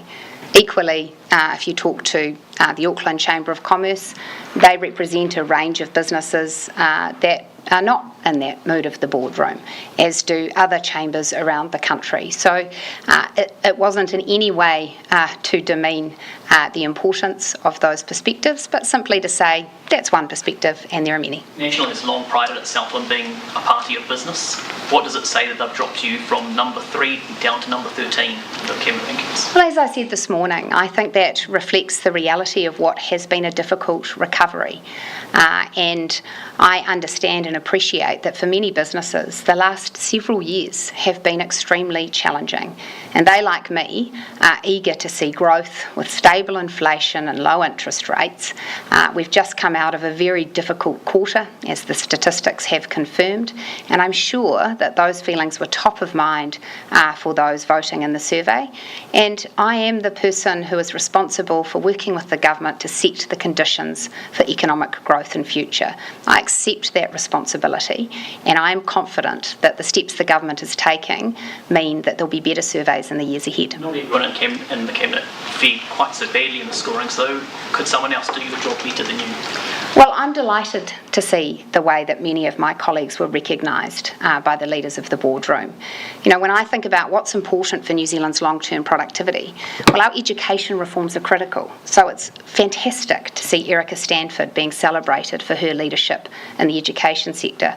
Similarly, when I think about what are the economic reforms that we are driving that will make a long-term difference to New Zealand's productivity and growth, well, Resource Management Act reform, consenting reform being led by Chris Bishop, extraordinarily important.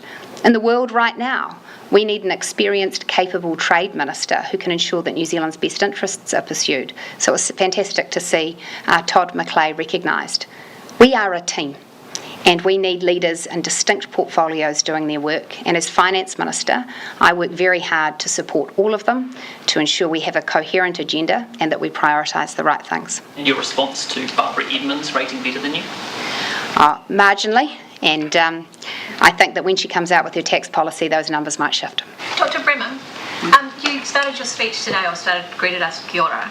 How are you feeling about having to take on that cultural part of New Zealand and the Maori economy and understanding that? Well, I look forward to learning more, and I will make sure that as soon as I'm in office, I get people that will teach me, so that I learn more both about the language but about the cultural aspects of that. Minister, the Reserve Bank's been through a tough couple of months. Is Dr. Bremen's kind of appointment really the start of a turnaround job for the Reserve Bank? We're opening a new chapter today, a new chapter in New Zealand's history and a new chapter for the Reserve Bank. Thank you, everyone. Thank you.